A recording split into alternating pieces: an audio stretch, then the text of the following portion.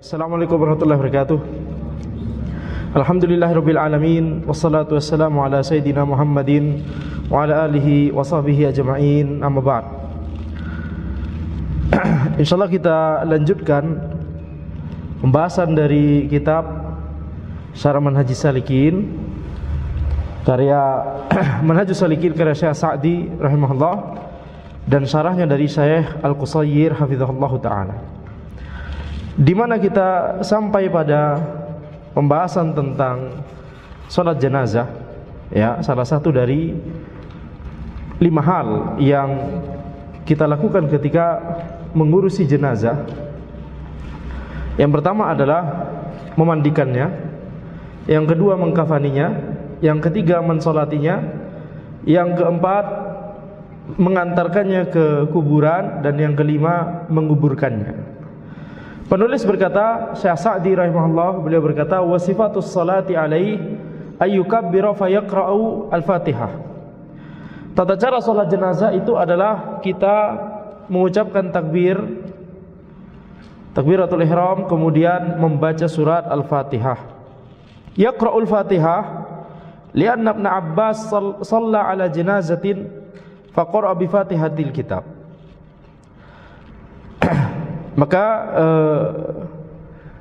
di sini hal yang dilakukan setelah takbiratul ihram adalah membaca surah Al-Fatihah, karena Ibnu Abbas radhiyallahu anhuma ketika beliau mensolati jenazah maka beliau membaca Fatihatul Kitab, yakni surat Al-Fatihah.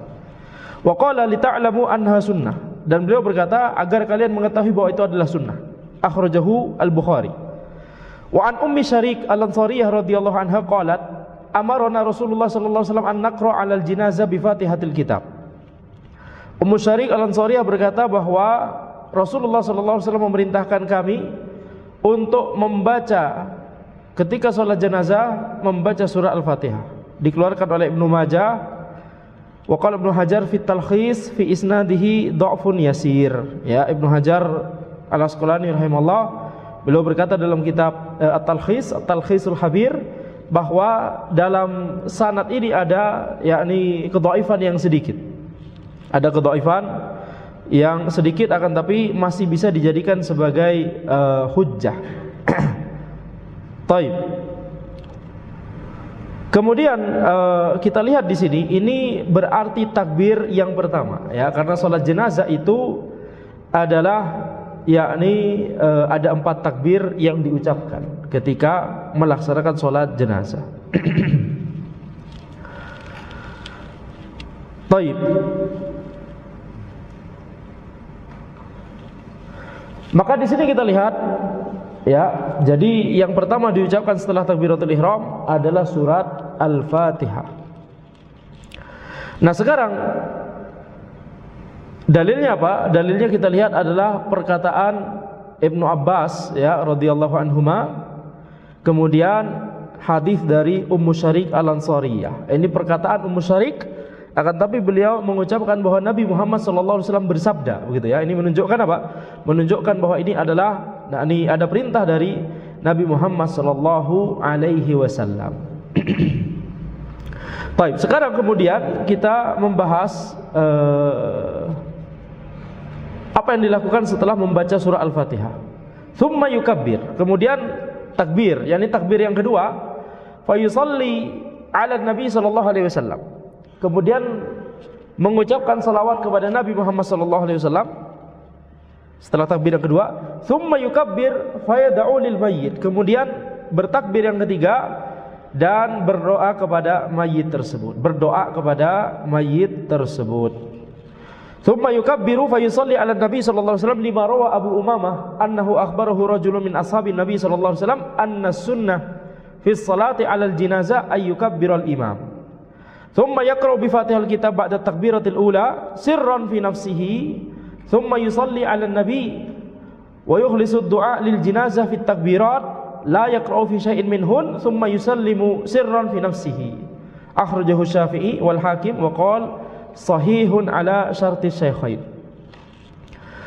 Jadi mengucapkan salawat kepada Nabi Muhammad sallallahu alaihi wasallam setelah takbir yang kedua itu berdasarkan riwayat dari Abu Umamah bahwa beliau mengabarkan bahwa ada seseorang dari sahabat Nabi Muhammad SAW yang mengabarkan, yang menjelaskan bahwa sunnahnya ketika sholat jenazah itu imam takbiratul ihram, kemudian membaca Fatihatul Kitab, surah Al-Fatihah setelah takbir yang pertama tersebut secara sir di dalam dirinya sendiri, yakni mengucapkannya secara sir, bukan bicara atau bukan mengucapkannya dalam hati ya, akan tapi yakni secara sir. Secara sir itu maksudnya lisan kita bergerak mengucap ya, akan tapi tidak terdengar pada orang yang di sebelah kita. Taib.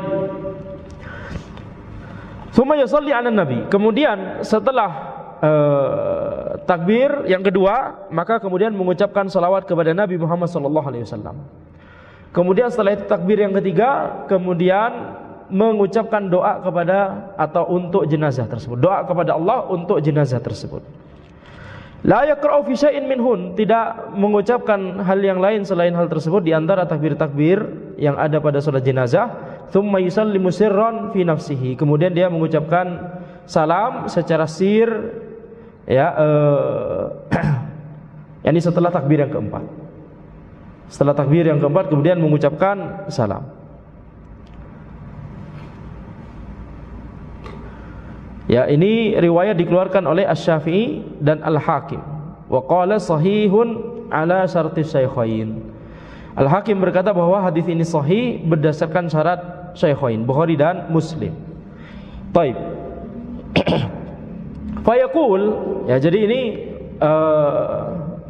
apa yang diucapkan ketika kita mau mengucapkan doa untuk mayit tersebut, untuk jenazah tersebut. Ini berarti setelah takbir yang keberapa? Setelah takbir pertama Fatihah, setelah yang kedua salawat kepada Nabi SAW, setelah takbir yang ketiga membaca doa. Apa yang dibaca ketika berdoa tersebut? Fayaqul Allahumma ighfir li hayyina wa mayyitina wa syahidina wa ghaibina wa dzakarina wa unthana wa saghirina wa kabirina. Allahumma man ahyaitahu minna fa ahyihi 'alal Islam. Wa man tawaffaitahu fatawaffahu 'alal iman. Allahumma la tahrimna ajrahu wa la taftinna ba'dahu waghfir lana wa lahu. Baik. Di riwayat yang lain wala taftinna ba'dahum. Hadis ini atau doa ini dari hadis ya. Dan ini adalah doa yang bersifat umum. Tidak ada penyebutan secara spesifik kepada jenazah yang dimaksud.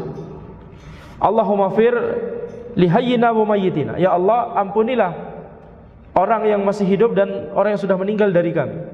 Wa syahidina wa ghaibina. Orang yang menyaksikan dari kami yang hadir dan orang yang tidak hadir dari kami. Wa dzakarina wa unthana. Orang yang baik itu laki-laki ataupun perempuan. Wa saghirina wa kabirina. Baik yang masih kecil ataupun yang sudah dewasa. Allahumma man ahyaitahu minna fa ahyihi 'alal Islam. Ya Allah, orang-orang yang Engkau masih hidupkan di antara kami maka hidupkanlah di atas Islam. Wa man tawaffaitahu fatawaffahu 'alal iman. Dan barang siapa yang Engkau wafatkan maka wafatkanlah di atas keimanan. Allahumma tahrimna ajrahu wa la taftinna ba'dah.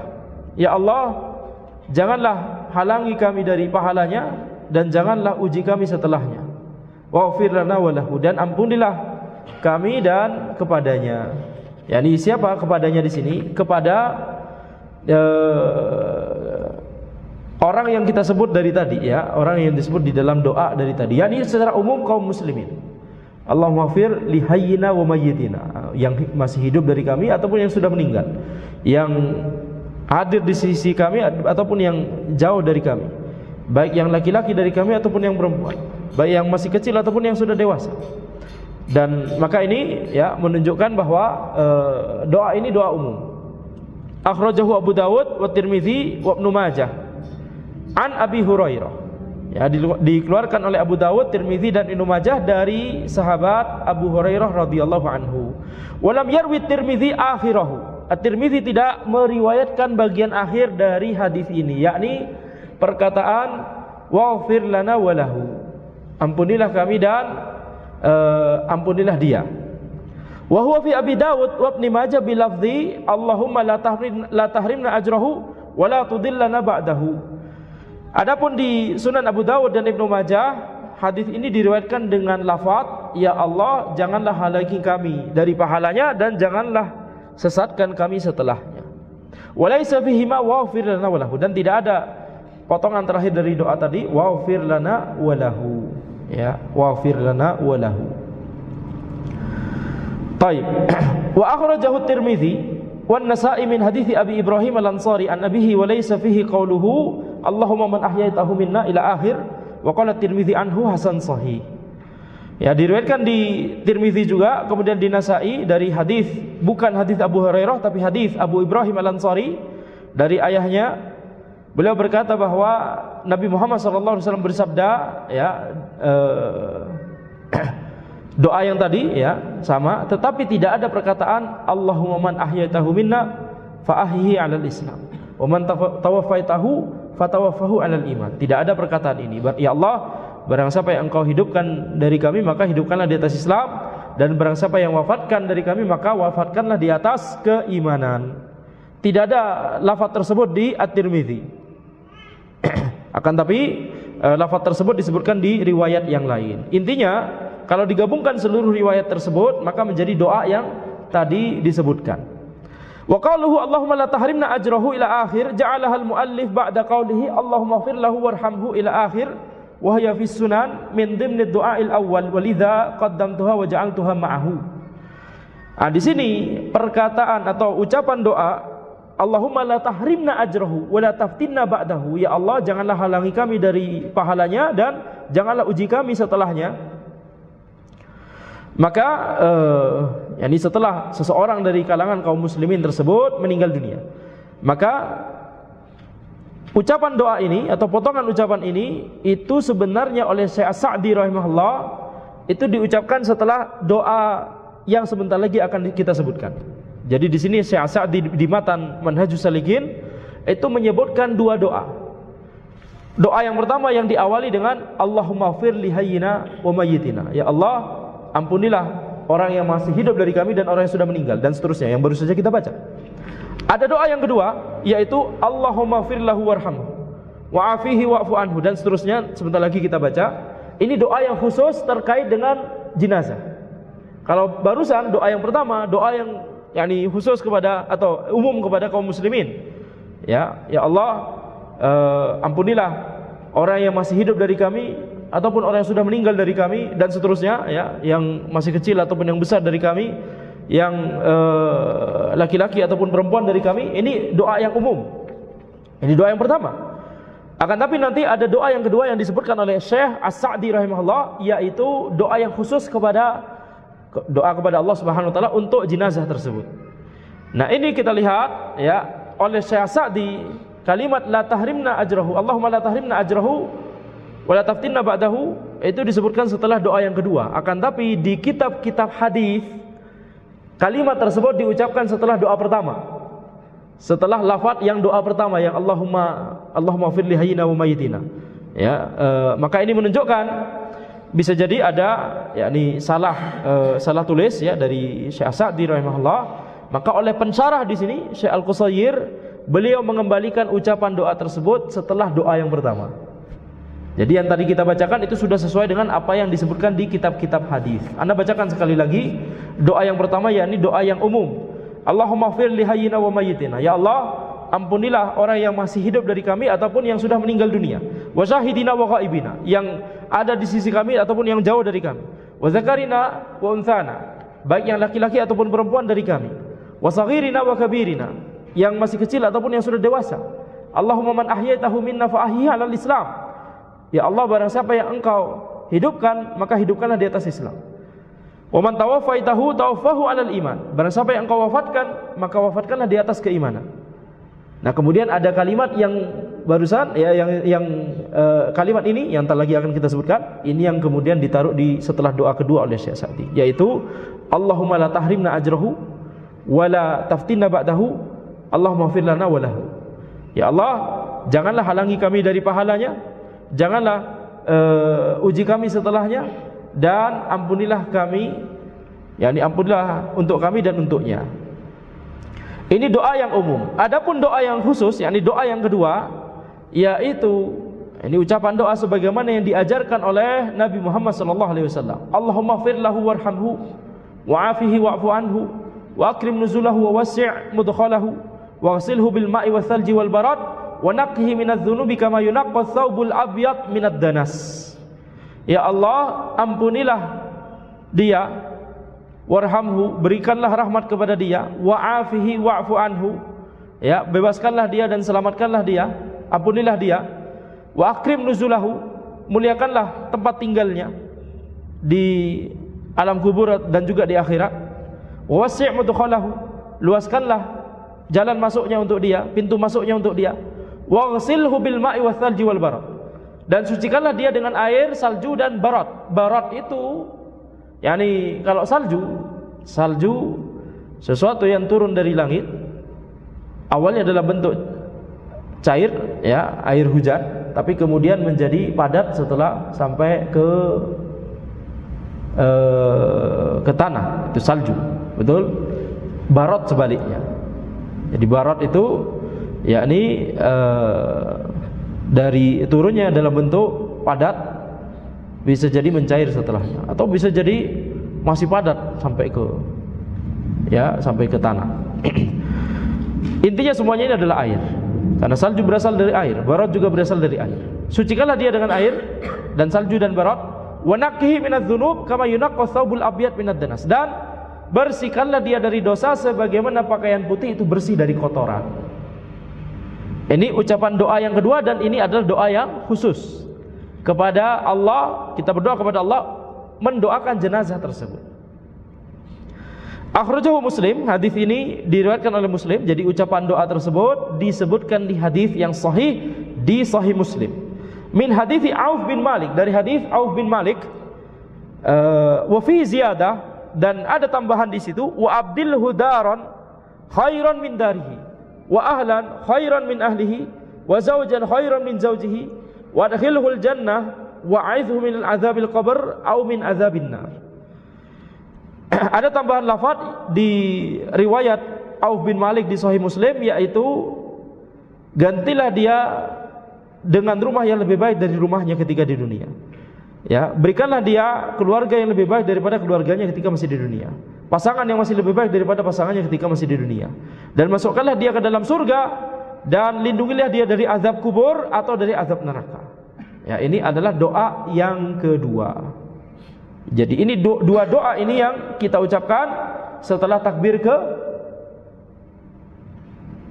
ketiga di salat jenazah. Kemudian wa in kana saghiran qala ba'da ad-du'a'il am, kalau yang meninggal tersebut adalah anak kecil, ya, belum baligh, maka setelah doa yang pertama, doa yang umum tadi, yang kita ucapkan adalah lafaz doa, bukan doa khusus yang barusan, doa yang kedua, ya, itu untuk orang dewasa. Adapun untuk anak kecil, maka mengucapkannya doa yang lain. Kenapa dibedakan? Di sini kita lihat ad-du'aul am itu maksudnya adalah wa huwa qauluhu Allahumma ighfir li hayyina ila akhir, fa hadza du'aun am. Wa qauluhu Allahumma ighfir lahu, hadza du'aun khas bil kibar. Fas-shaghir laisa alaihi dzunub hatta yud'a lahu bil maghfirati minha. Doa yang umum adalah doa yang pertama, Allahumma ighfir li hayyina wa mayyitina. Doa yang khusus adalah doa yang kedua, Allahumma ighfir lahu warhamhu wa'afihi wa'fu anhu. Ya, itu kalau laki-laki yang meninggal dunia. Kalau perempuan ganti ha, dhamirnya jadi ha. Allahumma ighfir laha warhamha wa'afiha wa'fu anha, dan seterusnya. Dan ini doa yang khusus, ini doa yang kedua itu untuk orang dewasa. Kalau jenazahnya orang dewasa, ya, kalau jenazahnya orang dewasa yang meninggal. Kalau anak kecil beda. Kenapa dibedakan? Karena anak kecil belum punya dosa, sehingga kemudian didoakan ampunan dari dosa untuknya. Tidak ada dosa, belum mukallaf, belum baligh. Sehingga doa yang kedua gimana? Allahumma ighfir lahu warhamhu wa'afihi wa'fu anhu. Ya, di sini kita lihat ya Allah, ampunilah dia.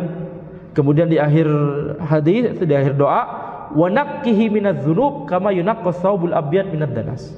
Bersihkanlah dia dari dosa sebagaimana pakaian putih dibersihkan dari kotoran. Nah, anak kecil belum punya dosa, sehingga kalimat doa yang lebih tepat untuk anak kecil bukan menggunakan ucapan doa yang ini, akan tapi menggunakan ucapan doa yang lain yang juga sama-sama dari Nabi Muhammad SAW, yaitu lafaz doanya adalah Allahumma ja'alhu faratan liwalidayhi wa dhukhran wa syafi'an mujaban, Allahumma thaqqil bihi mawazinahuma wa'azim bihi ujurahuma wa ja'alhu fi kafalati Ibrahim wa qihi birahmatika azabal jahim. Ya, ini ucapan doanya. Ya Allah, ij'alhu faratan liwalidayhi. Ya Allah, jadikanlah dia sebagai farat untuk kedua orang tuanya dan sebagai dzukhr. Apa yang dimaksud dengan farat? Al-faratu huwa alladhi yataqaddamul qaum liyuhayyi' lahum al-mashrab. Farat itu adalah bagian dari suatu kaum yang kemudian melayani kaum tersebut, yang beranjak duluan untuk melayani kaum tersebut, menghidangkan minuman kepada mereka. Ya. Fa huwa yad'u lahu ay yataqaddama walidayhi liyuhayyi' lahumal manzil alladhi ya'tiyanihi fil akhirah. Jadi ketika kita berdoa kepada Allah agar anak kecil yang meninggal tersebut semoga Allah jadikan sebagai farat untuk kedua orang tuanya, maksudnya adalah anak kecil tersebut beranjak duluan, meninggal dunia duluan, sehingga dia bisa mempersiapkan tempat tinggal yang baik untuk kedua orang tuanya di mana? Di akhirat. Sebagaimana farat kalau di dunia, farat itu adalah semacam pelayan begitu ya, yang melayani minumannya orang-orang, beranjak duluan, kemudian melayani minumannya orang-orang, mempersiapkan ya minuman bagi mereka. Maka farat di sini dalam konteks doa ini adalah semoga anak kecil tersebut bisa Allah jadikan sebagai orang yang berguna untuk mempersiapkan tempat tinggal yang baik bagi kedua orang tuanya, karena anak kecil tersebut beranjak duluan, pergi duluan, yakni meninggal dunia duluan. Allahumma ja'alhu faratan liwalidayhi wa dhukhran. Dhukhran, apa yang dimaksud dzukhr? Yakni perbendaharaan, yakni perbendaharaan atau kepujaan, barang milik seseorang itu namanya dzukhr. Yakni harta yang dia miliki. Ya, jadi ini kita bisa pahami ini sebagai bekal bagi orang tuanya untuk yakni di akhirat nanti. Wa syafi'an mujaban. Ya Allah, jadikanlah anak kecil yang meninggal ini sebagai sesuatu yang dapat memberikan syafaat, dan syafaatnya diterima oleh-Mu ya Allah. Syafaat kepada siapa? Kepada kedua orang tuanya. Allahumma tsaqqil bihi mawazinahuma. Allahumma tsaqqil bihi mawazinahuma. Yakni ya Allah, beratkanlah timbangan pahala kedua orang tuanya karena anak kecil ini. Wa ja'alhu fi kafalati Ibrahim, dan jadikanlah dia dalam pemeliharaannya Nabi Ibrahim alaihissalam. Jadikanlah dia dalam pemeliharaannya Nabi Ibrahim alaihissalam. Waqihi birahmatika azabal jahim, dan lindungilah dia dengan rahmatmu dari azab al-jahim, yakni azab neraka. Baik, ini doa yang kita ucapkan ketika ada anak kecil yang meninggal dunia. Kalau misalkan ya, nauzubillah min dzalik, tapi misalkan ada seorang orang tua ya yang ditinggal anaknya, kemudian membaca doa ini, kemudian merenungkan maknanya, maka ini ya insyaallah mujarab untuk menjadi penghibur bagi hati kedua orang tua tersebut. Apalagi di sini ya kita lihat pasti kalau misalkan anak jauh dari kita pasti kepikiran siapa yang mengurusi. Di sini di dalam doa tersebut Nabi Muhammad SAW menyebutkan, jadikanlah anak kecil ini dalam pemeliharaannya Nabi Ibrahim alaihissalam, yakni sebaik-baik orang yang bisa kita pasrahkan untuk memelihara anak kita kalau kita jauh dari anak kita misalkan gitu ya. Jadi ini adalah yakni sesuatu yang ucapan doa yang bersifat menghibur hati kedua orang tua ketika misalkan mereka berdua ditinggal oleh anaknya. Tsumma yukabbiru wa yusallim. Setelah mengucapkan doa, kemudian mengucapkan takbir yang keempat, kemudian mengucapkan salam. Fatakbirat arba'. Maka ucapan takbir itu ada 4 di salat jenazah. Li hadithi Abi Hurairah radhiyallahu anhu, berdasarkan hadis Abu Hurairah radhiyallahu anhu, anna Nabiy sallallahu alaihi wasallam na'an Najashi fil yaumil ladzi mata fihi, bahwa Nabi Muhammad sallallahu alaihi wasallam itu mengumumkan wafatnya An-Najasyi, raja Ethiopia, raja Habasyah, pada hari di mana beliau meninggal dunia. Nah, ini tidak mungkin kalau di zaman dahulu ketika komunikasi masih sangat lama, ya, tidak ada sarana komunikasi secepat sekarang. Maka ini termasuk di antara mukjizatnya Nabi Muhammad sallallahu alaihi wasallam. Beliau diberitahu oleh Allah Subhanahu wa taala, dikabarkan oleh Allah Subhanahu wa taala bahwa An-Najasyi meninggal dunia. Fa kharaja ila al-musalla wa saffa bihim wa kabbara arba'an. Kemudian beliau keluar menuju tempat untuk salat. Kemudian membariskan para sahabat bentuk shaf. Kemudian mengucapkan takbir 4 kali, yakni dalam solat tersebut takbir yang diucapkan adalah 4 kali. Akhrajahu Al-Bukhari wa Muslim, dikeluarkan oleh Al-Bukhari dan Muslim. Wa amma taslim fa jumhurul ulama annaha taslimatun wahidah an yaminihi. Adapun ucapan salam, maka jumhur ulama, mayoritas ulama berpendapat bahwa cuma ada satu salam, yaitu ke kanan ketika solat jenazah. Qala al-Imam Ahmad jaa an sittatin minas sahabah wa laysa fihi ikhtilafun illa an Ibrahim an-Nakhai. Imam Ahmad rahimahullah beliau berkata tentang ucapan salam dalam salat jenazah cuma 1 kali, itu datang riwayatnya dari 6 para sahabat. Ini banyak sekali. 6 itu sudah termasuk banyak, ya. 1 saja sudah cukup. 6 itu berarti banyak. Tidak ada khilaf dalam masalah ini kecuali dari Ibrahim an-Nakhai. Ibrahim an-Nakhai muridnya Abu Hanifah. Waqad jaa fihi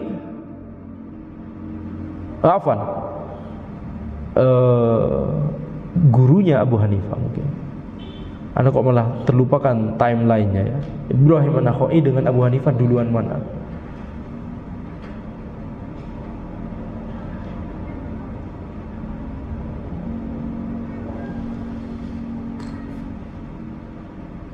Duluan Ibrahim an-Nakhai.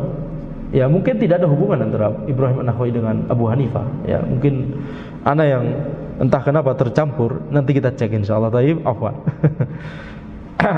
Yang ada hubungannya adalah Ibrahim an-Nakhai dengan Ibnu Mas'ud, afwan. Ibnu Mas'ud radhiyallahu anhu. Ibrahim an-Nakhai tabi'in. Mana ingat. Ya, bukan Abu Hanifah, tapi Ibnu Mas'ud radhiyallahu anhu. Tercampur, kenapa tercampur? Karena di informasi lain Abu Hanifah banyak terpengaruh fikihnya oleh fikihnya Ibnu Mas'ud. Baik, afwan. Jadi Ibrahim an-Nakhai rahimahullah itu tabi'in, kemudian beliau belajar dari Ibnu Mas'ud, sahabat yang ke Irak, ya, sahabat yang ke Irak, sehingga fikihnya orang Irak itu banyak terpengaruh fikihnya Ibnu Mas'ud. Sebagaimana fikihnya orang Makkah terpengaruh oleh fikihnya Ibnu Abbas, karena Ibnu Abbas di Makkah. Imam Syafi'i terpengaruh fikihnya Ibnu Abbas. Kemudian kalau Imam Malik di Madinah, orang Madinah terpengaruh fikihnya Zaid bin Thabit, Aisyah, Ibnu Umar, ya, banyak sekali kalau di Madinah, ya. Tempatnya para sahabat Madinah. Baik. Sekarang kita lihat di sini berarti ucapan salam pada salat jenazah itu cuma 1 kali. Wa qad jaa fihi haditsu Abi Hurairah anna Nabiy sallallahu alaihi wasallam shalla ala jinazatin fakabbara 'alaiha arba'an. Disebutkan dalam hadis Abu Hurairah bahwa Nabi Muhammad sallallahu alaihi wasallam salat jenazah, kemudian beliau mengucapkan takbir 4 kali, wa sallama taslimatan, kemudian mengucapkan salam 1 kali. Akhrajahu Ad-Darqutni wal Hakim wal Baihaqi wa qala An-Nawawi fil Khulasah isnadun gharib wa rawahu al-Baihaqi mauqufan ala jama'atin minas sahabah. An-Nawawi berkata bahwa sanadnya gharib, tapi Baihaqi meriwayatkan bahwa ini bukan sabda Nabi Muhammad sallallahu alaihi wasallam, akan tapi ini adalah mauquf, yakni riwayat dari sahabat. Bahkan tidak hanya 1 sahabat, tapi ala jama'atin minas sahabah, dari beberapa sahabat meriwayatkan hal ini. Baik, kemudian wa qala Nabi sallallahu alaihi wasallam ma min rajulin yamutu fayaqumu ala jinazatihi 40 rajulan la yusyrikuna billahi syai'an illa syafa'ahumullahu fihi. Rawahu Muslim. Nabi Muhammad sallallahu alaihi wasallam bersabda, tidak ada seseorang yang meninggal dunia kemudian dia disolati oleh 40 orang yang tidak berbuat kesyirikan kepada Allah sama sekali, kecuali Allah Subhanahu wa taala akan membuat mereka para yang sholat tadi itu memberikan syafaat kepada orang yang meninggal dunia nanti di akhirat maksudnya. Ya, rawahu Muslim. Akhrajahu Muslim min hadithi Ibnu Abbas. Diriwayatkan oleh Muslim dari hadis Ibnu Abbas radhiyallahu anhuma. Wa hadzal hadits yandubu ila kathratil musallina 'alal jinazah. Hadis ini memberikan kita motivasi untuk memperbanyak jamaah ketika salat jenazah. Fa kullama kanu aktsar kana dzalika aqraba ila ayyughfar lahu. Semakin banyak jumlah jamaahnya maka semakin besar kemungkinannya untuk orang ini dimaafkan, diampuni. Wa yashfa'u fihi, dan semakin besar kemungkinannya orang-orang tersebut akan diberikan izin oleh Allah untuk memberikan syafaat kepada jenazah nanti di akhirat. Wa qaluhu rajulin, di sini Nabi Muhammad SAW menggunakan kata rajul, yakni laki-laki. Tidaklah ada laki-laki yang meninggal dunia kecuali atau kemudian disolatkan oleh 40 orang laki-laki yang tidak berbuat kesyirikan kepada Allah sama sekali, kecuali Allah akan buat mereka memberikan syafaat kepada jenazah tersebut nanti di akhirat. Maka kata laki-laki di sini laisa qaidan, ini bukan makna yang dimaksudkan, bukan suatu pembatas, yakni harus laki-laki atau keutamaan ini hanya berlaku bagi jenazah laki-laki, tidak demikian. Wa innama huwa wasfun ghairu murad, akan tapi ini adalah sifat yang tidak dimaksudkan. Dan ini harus hati-hati setiap penuntut ilmu dalam membaca dalil, ayat ataupun hadis, maka ada yang namanya yakni at-tard. At-tard itu adalah sesuatu yang tidak berhubungan dengan hukum dalam dalil tersebut. Sesuatu yang tidak berhubungan dengan hukum dalam ayat atau hadis tersebut. Baik, maka ini menunjukkan yakni apa? Bahwa sifat tersebut tidak dimaksudkan, sifat tersebut tidak mempengaruhi hukum. Contoh misalkan ketika ada orang Arab Badui, sahabat ya, tapi orang Arab Badui bertanya kepada Nabi Muhammad SAW apa saja kewajiban yang wajib bagi dia, dan yakni apakah, dan Nabi Muhammad SAW mengabarkan sholat 5 waktu ya, setelah menyebutkan sebelum menyebutkan hal-hal yang lain seperti zakat, puasa dan haji jika mampu 1 kali. Maka ketika orang Arab Badui tersebut bertanya yakni atau berkata bahwa Anda tidak mau sholat lebih dari 5 sholat tersebut, maka Nabi Muhammad SAW yakni bersabda bahwa yakni dia akan masuk surga kalau dia benar dalam ucapannya tersebut, yakni benar-benar melaksanakan sholat 5 waktu itu, tidak bolong-bolong. Jadi ini menunjukkan apa? Menunjukkan bahwa sholat yang lain itu sholat sunnah. Sholat 5 waktu itulah yang wajib. Sekarang pertanyaannya, apakah kita simpulkan bahwa jawaban Nabi Muhammad SAW ini berlaku karena penanya adalah orang Arab Badui? Sedangkan kalau bukan Badui, orang yang terpelajar, misalkan orang yang di kota misalkan gitu ya, bukan dari Badui, dari pedalaman padang pasir misalkan, kira-kira jawabannya atau hukumnya apakah berbeda atau sama?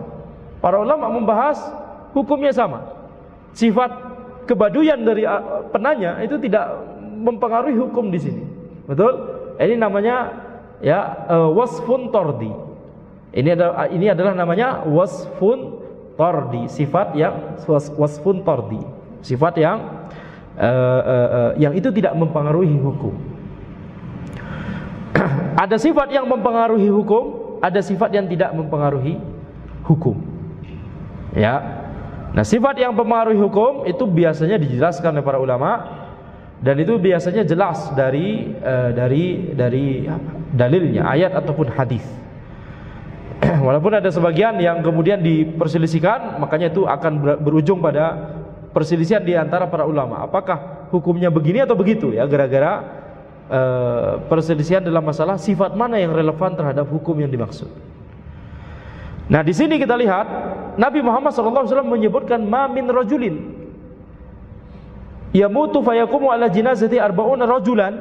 Ada 2 kata rajul di situ. Tidaklah ada seorang laki-laki meninggal kemudian disolati 40 orang laki-laki, ya, yang tidak berbuat kesyirikan sama sekali, maka tidaklah demikian kecuali Allah Subhanahu wa taala akan mengampuninya dan yakni membuat para jamaah yang sholat, orang-orang yang melakukan sholat jenazah tersebut itu memberikan syafaat, diberikan izin untuk memberikan syafaat kepada si mayit. Maka kata rajul di sini bukan yakni wasfun murad, dia wasfun tardi. Dia bukan sifat yang dimaksudkan oleh dalil, tapi dia adalah sifat yang tidak dimaksudkan. Yani maksudnya adalah mamin muslimin. Mamin muslimin. Ala kulli hal kata muslim juga bisa dikejar. Muslim kan buat laki-laki, kalau perempuan muslimah. Maka yang kalau mau umum ya mamin ahadin. Mamin ahadin. Akan tapi Nabi Muhammad SAW menggunakan kata rajul, di antara hikmahnya adalah supaya kita sadar bahwa ada yang namanya wasfun tardi. Wasfun tardi. Sebagaimana yang telah Anda jelaskan, Anda lupa di majelis yang mana, tapi Anda pernah menjelaskan bahwa setiap Nabi Muhammad SAW bersabda, maka kita harus mengecek, harus, yakni para ulama harus beristihad. Apakah kalimat yang beliau ucapkan SAW tersebut, ya, apakah kalimat tersebut beliau ucapkan dalam konteks beliau sebagai Nabi, atau konteks beliau sebagai manusia biasa, atau konteks beliau sebagai ulil amri, dan seterusnya, atau konteks beliau sebagai qadhi, dan seterusnya. Itu berbeda-beda konsekuensinya, ya. Makanya kita mengenal hadis yang menyebutkan, yakni Nabi Muhammad SAW memberikan saran kepada para sahabat tentang masalah kurma yang kemudian gagal, tidak jadi, begitu ya. Maka Nabi Muhammad SAW kemudian bersabda kepada para sahabat, antum a'lamu bi umuri dunyakum, kalian lebih mengetahui tentang perkara dunia kalian. Nah, ketika Nabi Muhammad SAW mengucapkan kalimat yang tadi, yang kemudian ternyata saran dari Nabi kemudian dilaksanakan oleh para sahabat kemudian gagal, ucapan Nabi Muhammad SAW tersebut tentunya bukan dalam konteks beliau sebagai Nabi, tapi dalam konteks beliau sebagai manusia biasa, betul tidak? Makanya beliau mengucapkan setelahnya, antum a'lamu bi umuri dunyakum, ya, antum a'lamu bi umuri dunyakum. Nah, ada kalimat-kalimat yang beliau sallallahu alaihi wasallam ucapkan dalam konteks beliau sebagai ulil amri, dan ada yakni ulil amri maksudnya apa? Maksudnya itu adalah istihad beliau, maslahat. Ya, maksudnya adalah maslahat.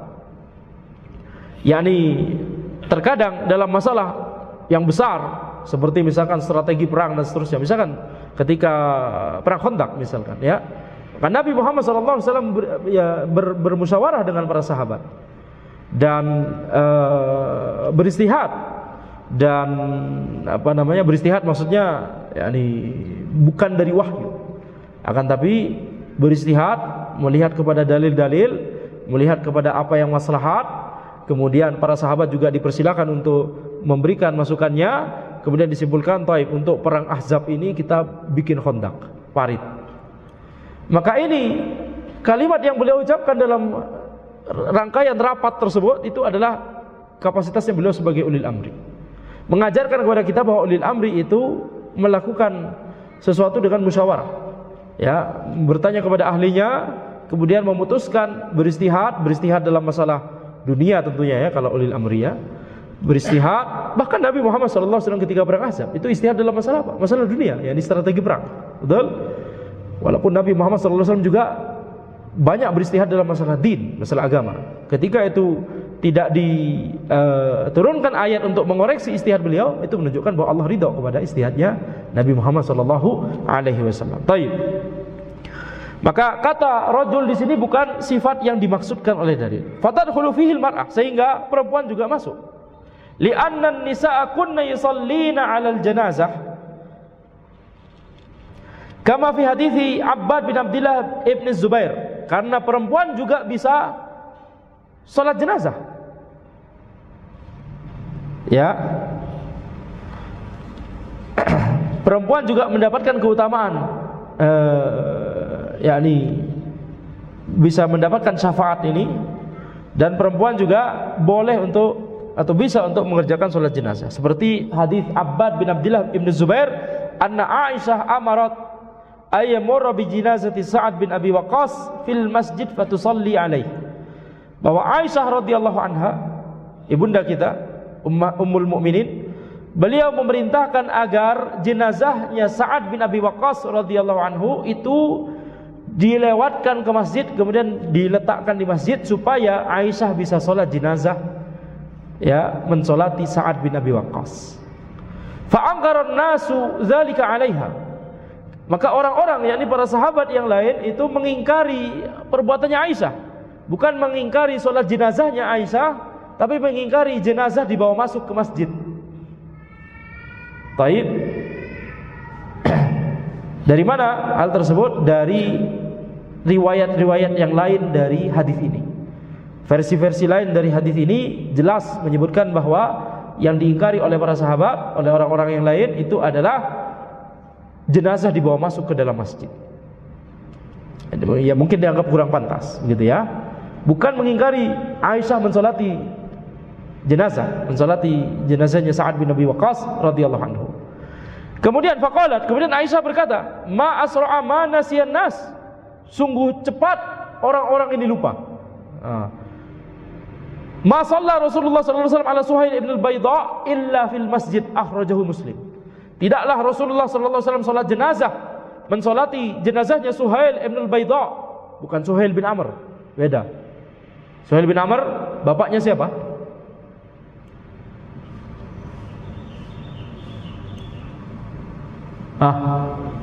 Apa? Amr?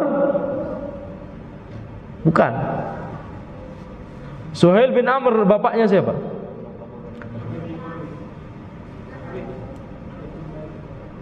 Apa? Bukan. Bapaknya Khalid Al-Walid. Khalid Al-Walid berarti bapaknya Al-Walid. Siapa sahabat yang bin Suhail bin Amr? Abu Jandal. Syekh Aziz ini bagus sirahnya ya. Tadi malam juga anak tanya di Darul Hikam, dia jawab bisa. Taib. Jadi Abu Jandal bin Suhail bin Amr, ini bukan Suhail bin Amr tapi Suhail bin al-Bayda radhiyallahu anhu, illal fil masjid. Beliau Rasulullah sallallahu alaihi wasallam tidak mensolati jenazahnya Suhail bin al-Bayda kecuali di dalam masjid. Diriwayatkan oleh Muslim. Bahkan di riwayat yang lain disebutkan di bagian paling dalamnya masjid. Di depan, bukan di pinggir dekat pintu, bukan, tapi di depan. Nah, ini menunjukkan bolehnya jenazah seseorang itu dimasukkan ke dalam masjid untuk disolati di dalam masjid, berdasarkan hadisnya Aisyah radhiyallahu anha. Dan ini menunjukkan bahwa ini keistimewaan, keutamaan Aisyah radhiyallahu anha. Beliau memiliki hadis, perbenaran hadis yang tidak diketahui oleh orang lain.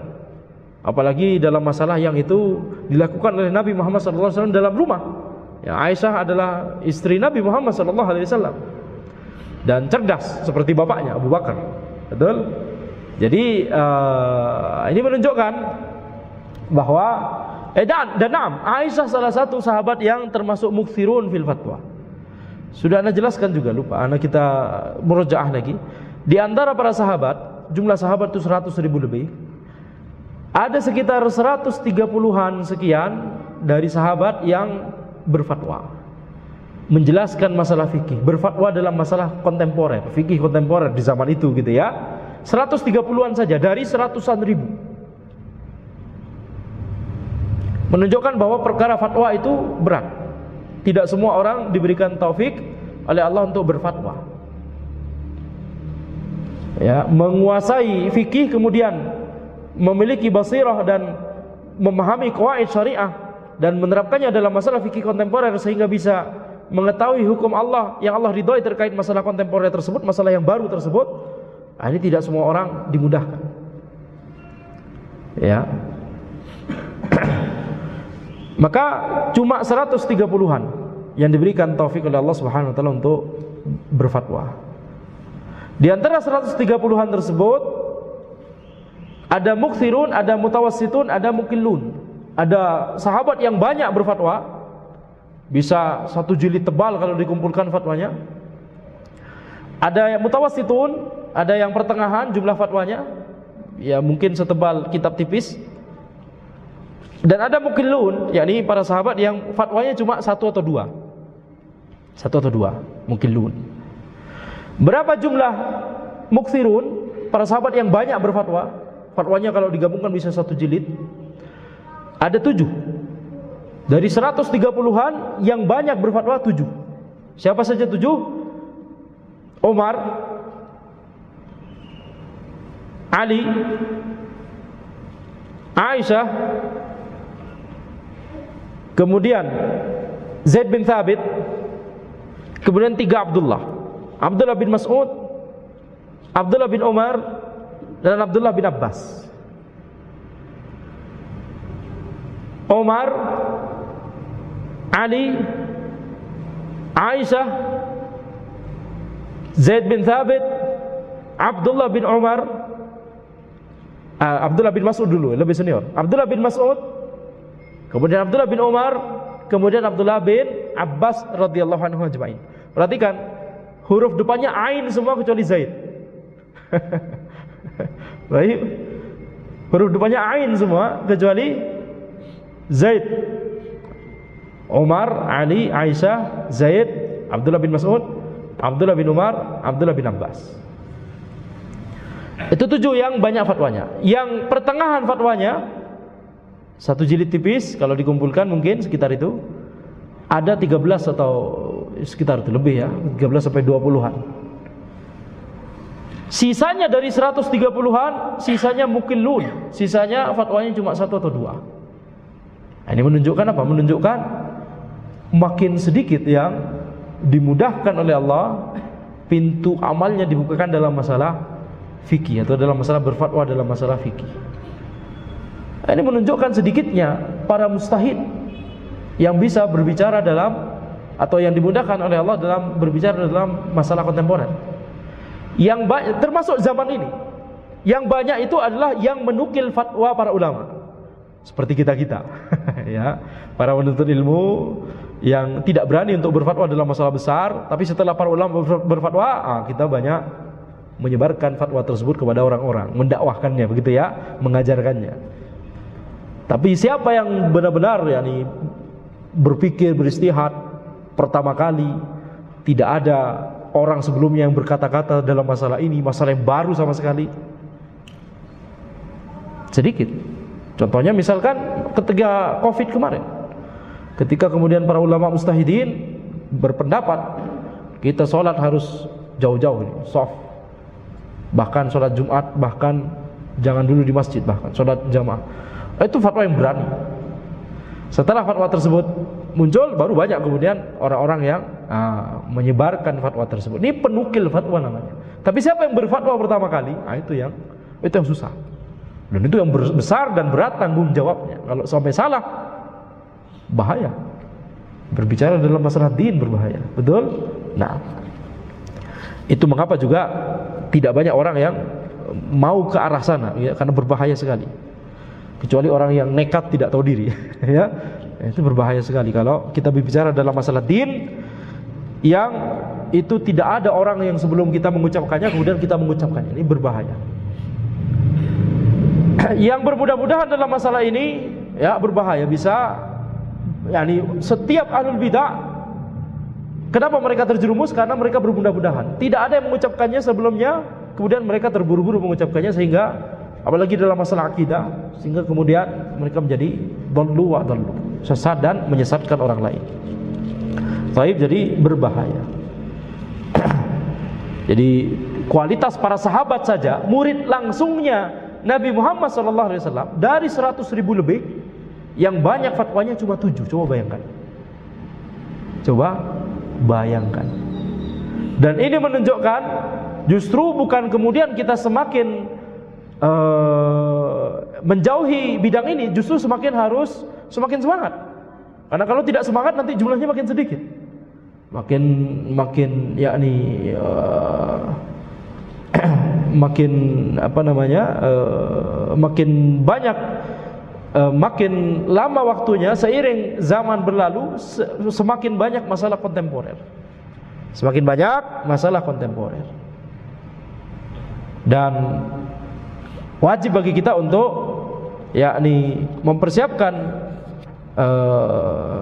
diri kita dan para penuntut ilmu setelahnya, ya, supaya bisa memenuhi kebutuhannya kaum muslimin, ya, menjelaskan kepada kaum muslimin hukum-hukum Allah terkait dengan masalah-masalah kontemporer tersebut.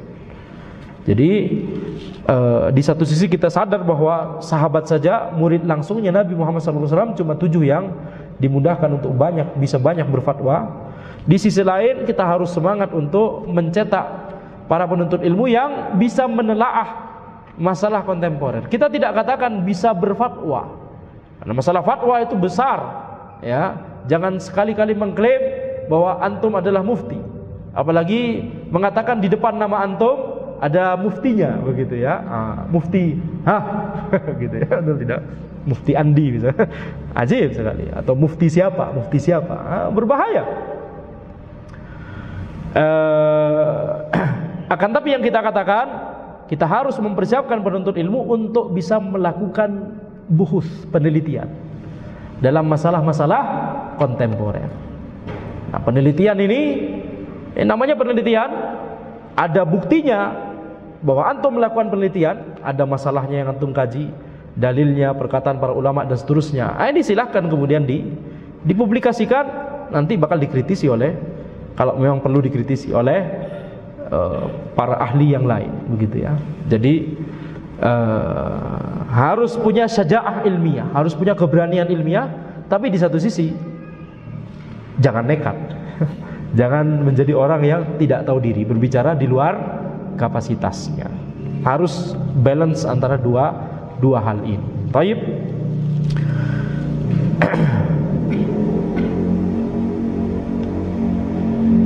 Maka di sini ya kita lihat ini adalah keutamaan dari yakni